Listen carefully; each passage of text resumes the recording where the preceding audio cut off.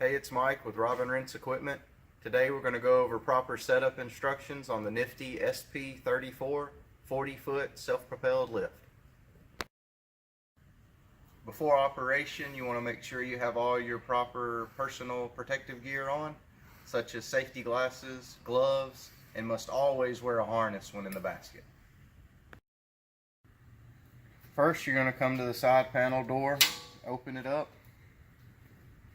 E-stop switch is the big red button here located at the top. Make sure to pull it out. Turn your key switch to the basket operation.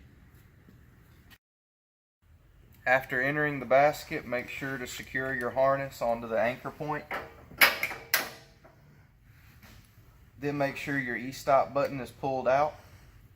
Turn your key switch to the 1 position, and that turns the control panel on.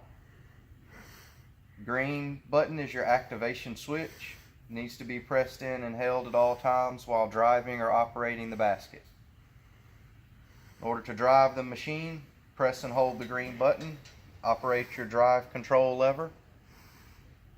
In order to operate the basket, press and hold the green button and operate your basket controls.